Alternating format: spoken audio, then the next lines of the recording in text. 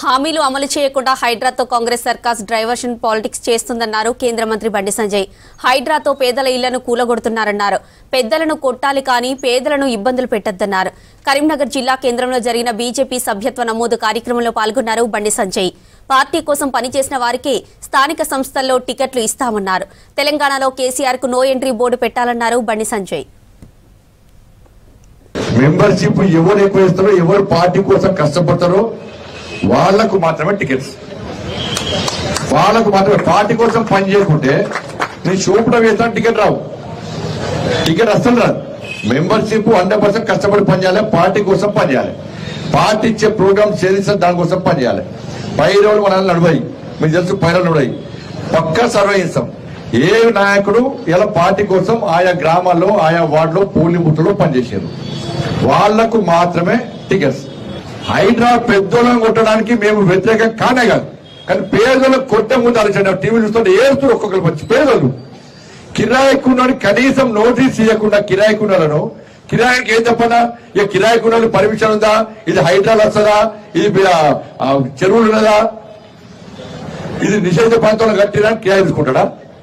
కిరాయాలు అరే నువ్వు ఓనర్ కొట్టు, ఎవరితో పైసలు కొట్టు, ఎవరిద్దరు పెద్దలు మొత్తం వద్దాలా ఏమన్నా? కిరాయికున్నోళ్ళు ఈ షాప్ లో సామాన్ ఉంటే అర్ధరాత్రి వచ్చి జేసీబీతో కొడుతుంటే నేను ఏడుతున్నాను, నేను పెట్రోల్ పట్టుకున్నారు. నేను కిరాయిలో ఏం పాపం చేసిన, కిరాయిలో ఏడుస్తాడు, ఇల్లు చేస్తాడు. నువ్వు చెప్పవుతారు ఖాళీ చేయమని చెప్పు, ఖాళీ చేస్తారు, ఖాళీ చేసుకునే అవకాశం. వాడు పొట్ట కూటి కోసం వ్యాపారం చేసుకుంటే అర్ధరాత్రి వచ్చి కిరాయిలను ఇలా జేసీబీతో కొడితే ఇదెక్కడ హైడ్రా? హైడ్రా మీద మంచి విశ్వాసం పోతుంది ఇలా ప్రభుత్వ వ్యవహారాల వల్ల. మొన్నటి వరకు హైడ్రాకి సపోర్ట్ చేసే వాళ్ళు కూడా వ్యతిరేకించే పరిస్థితి ప్రభుత్వమే కొన్ని తీసుకునేది. వాళ్ళ కాంగ్రెస్ పార్టీ అంటే ప్రజల్లో కూడా విరక్తి స్టార్ట్ అయింది. ఈ బీఆర్ఎస్ పార్టీ అంటే అది అవుట్ పార్టీ, అది దాన్ని ఎవ్వరు పట్టించుకోరు. ఎందుకంటే ఏం లేదు అంటే కేసీఆర్ యాగాలు చేసి స్టార్ట్ చేసిండు, మళ్ళీ యాగాలు చేస్తున్నాడు. ఇప్పుడు నవగ్రహ యాగం అంట, నేను దశగ్రహ యాగం చేయి, నువ్వే పెద్ద గ్రామమే, అవునా కదా? నవగ్రహాలు దశగ్రహాలు ఉన్నాయి తెలంగాణకు. ఆ దశగ్రహం 10వ గ్రహం ఏదంటే కేసీఆర్ 10వ గ్రహం. అందుకే కేసీఆర్ ఆ గ్రహం చేస్తే, ఆ యాగం చేస్తే మంచిది.